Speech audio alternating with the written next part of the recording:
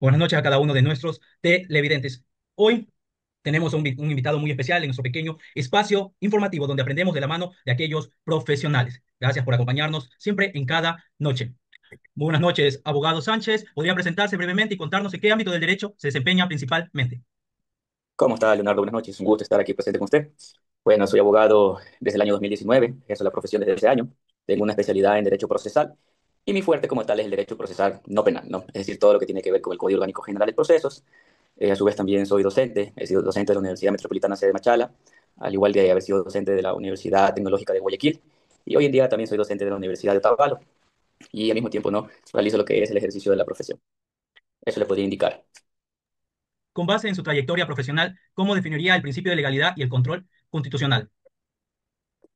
Bueno, hablando primero del control constitucional, ¿no? Se conoce a aquel como control constitucional en el cual lo que domina en sí no es el principio de la supremacía constitucional, el cual indica básicamente que todas las normas infraconstitucionales como tal deben estar en armonía con la Constitución de la República del Ecuador, ¿ok?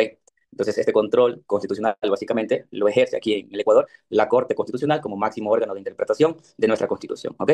Lo que conlleva básicamente a que cualquier normativa infraconstitucional o en esa jerarquía como tal que se tiene en nuestro sistema judicial, que no se adecue, no vaya en conformidad con la Constitución, pueda, en este caso la Corte Constitucional, ejercer esas facultades de control constitucional.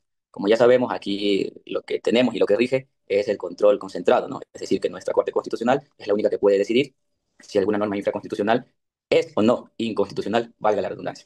Mientras que el principio de legalidad como tal, ¿ok? Nos conlleva o es aquel principio el cual regula las actuaciones del poder público, por cuanto las mismas actuaciones deben estar conforme o en base a la ley. Básicamente estaríamos hablando del principio del derecho público, ¿no? Que en el derecho público se puede hacer solo lo que está permitido, es decir, solo lo que está compuesto en las normas vigentes. Eso es lo que le puedo decir en base a esos conceptos. Muchas gracias, abogado. También queremos hacer énfasis si ha presenciado o conocido en su experiencia profesional alguna situación en la que se haya vulnerado el principio de legalidad o el control de constitucionalidad.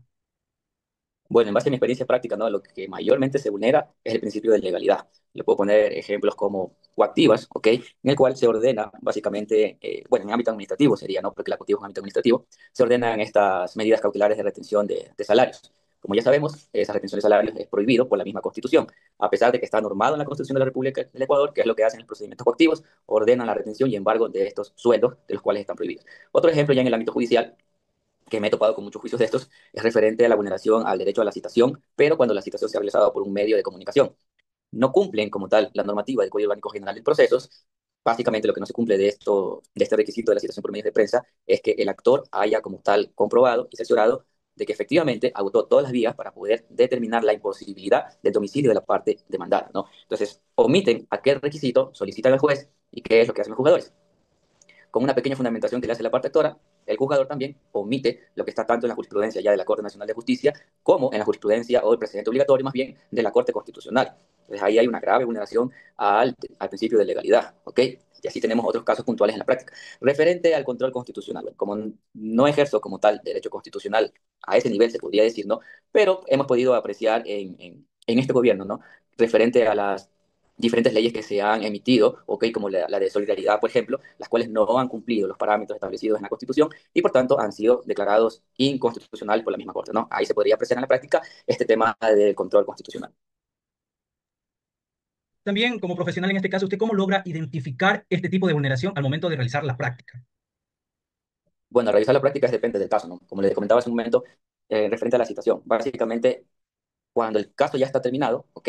Se procede a revisar los expedientes judiciales y ahí es que notamos esta clase de vulneración al principio de legalidad. Sería un caso. Y luego para remediar esto de aquí, igual el sistema judicial tiene sus herramientas, ¿no? Cuando la citación está mal realizada, por ejemplo, se puede, y la sentencia ya está ejecutoriada, se puede realizar o se puede iniciar un procedimiento de nulidad de sentencia ejecutoriada. Y así pasamos a remediar, ¿ok?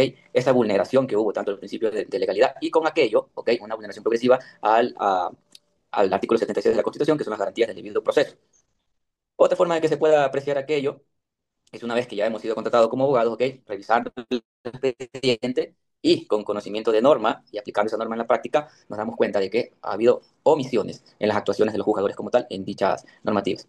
También con el estudio de casos prácticos, ¿ok? Por ejemplo, en norma constitucional se puede evidenciar cuando la Corte Constitucional ha regulado las actuaciones de jueces de unidad referente a las garantías jurisdiccionales, como la improcedencia de la acción de protección en juicios de cobro o el abuso de garantías jurisdiccionales como es el habeas corpus, ¿ok? Revisando los procedimientos, revisando la jurisprudencia de la Corte Constitucional, antecedentes obligatorios, es como podemos evidenciar la vulneración tanto del principio de legalidad como de la supremacía constitucional.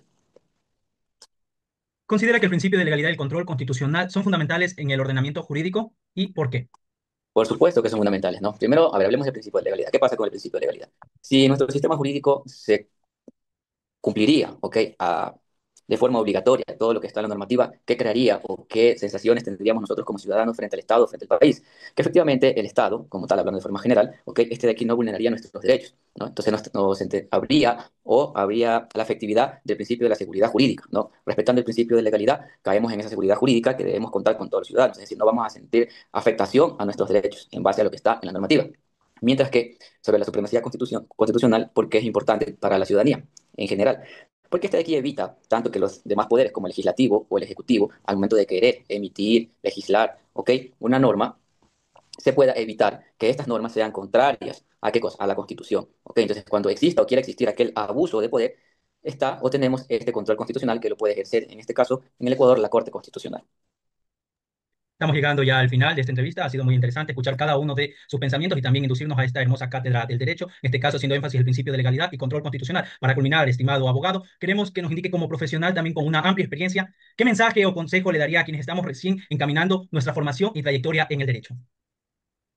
Bien, gracias. Bueno, como un consejo les diría que no crean esa frase que se dice aquí en el Ecuador, ¿no? Que la práctica no es lo mismo que la teoría. Bueno, esa es una frase mal llevada en nuestro sistema y se debe justamente a lo que estamos conversando, ¿no? Que los jueces, o en este caso el ente administrativo, lo que hace es no aplicar la normativa conforme se encuentra regulado.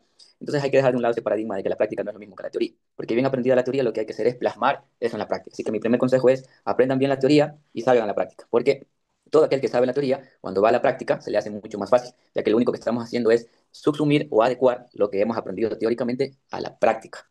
Aparte de aquello, hoy en día con las tecnologías que tenemos, les sugiero que para aquellos que no puedan ir a presenciar audiencias de forma física, lo hagan de forma virtual. No tenemos ya canales de YouTube en el cuales los jueces transmiten sus audiencias, tenemos redes sociales como TikTok, a su vez tenemos redes sociales de la Corte Constitucional, la Corte Nacional de Justicia, quienes comparten sus links para que puedan ingresar a las audiencias, ¿no?